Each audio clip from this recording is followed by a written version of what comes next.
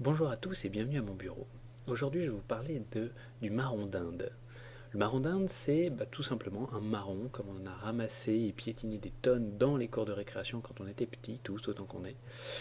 C'est ce petit objet qui, l'air de rien, contient une quantité d'informations absolument phénoménale et elle va nous permettre finalement de nous livrer à un petit exercice à la fois de compréhension de notre propre personnalité et de notre propre entreprise. Voilà, simplement par l'exercice de la métaphore. Alors je vais vous expliquer simplement. D'abord, on va se remettre un petit peu au clair. Le marron d'Inde, ça marche à chaque fois quand je l'amène dans une formation ou une conférence. Je dis qu'est-ce que c'est que ce truc, que ce soit des étudiants ou des adultes. À chaque fois, d'abord, on me regarde comme si j'étais fou d'amener un machin comme ça. Et puis au bout d'un moment, on me dit c'est le fruit du marronnier. En fait, le marron d'Inde n'est pas le fruit du marronnier, c'est la graine du marronnier. Ce qui signifie que cette petite chose, si elle tombe au bon endroit, dans des conditions favorables, elle va pouvoir donner directement un marronnier, directement un arbre. Et un marronnier, ça peut vivre 300 ans et mesurer 30 mètres. 30 mètres de haut à partir de ça. C'est vous dire la puissance de cette petite chose. Ça n'a l'air de rien, mais c'est capable, chacun des milliers de marrons qui se trouvent autour d'un marronnier sont capables de produire chacun de son côté un nouvel arbre. Évidemment, ils ne le deviendront pas tous. Mais chacun en contient le potentiel. Et c'est là que c'est intéressant.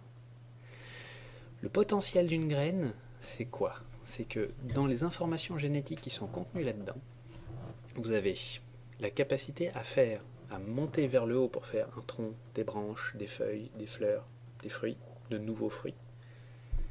Vers le bas, créer des racines.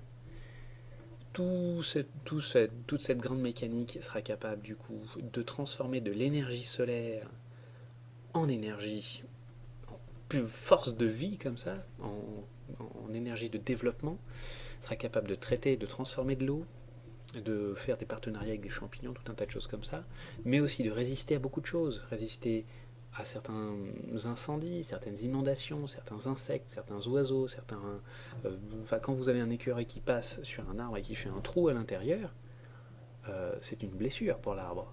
Mais l'arbre est capable de le supporter. Et ça, c'est déjà écrit dans cette graine. Donc vous vous rendez compte que ce petit objet parfaitement insignifiant pour peu qu'on n'y prête pas, dans la vie de tous les jours, combien sommes-nous à piétiner sans faire gaffe cette petite chose qui pourtant a une puissance absolument phénoménale.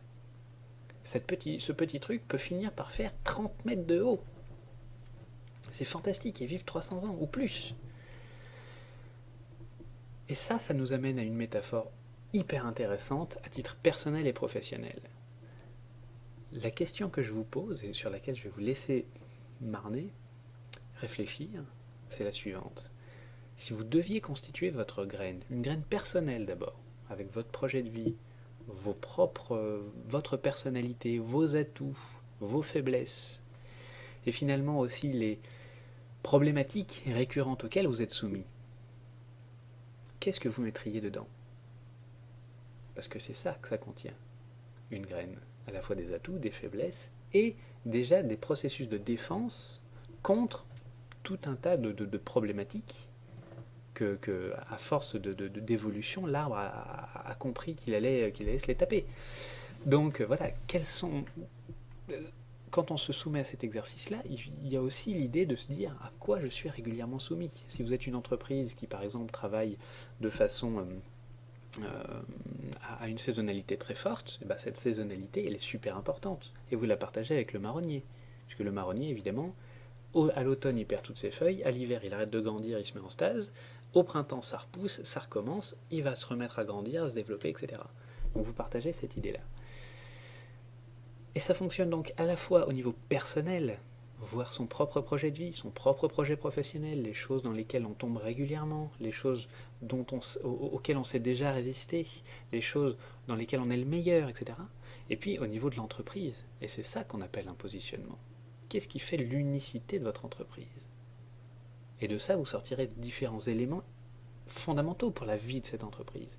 D'une part, un message en communication, vous allez développer tout un tas d'arguments hyper intéressants à développer en communication, mais aussi peut-être de nouvelles méthodes, de nouveaux process à mettre dans votre entreprise pour mieux la comprendre, pour mieux la faire avancer, pour mieux la promouvoir et pour mieux la protéger.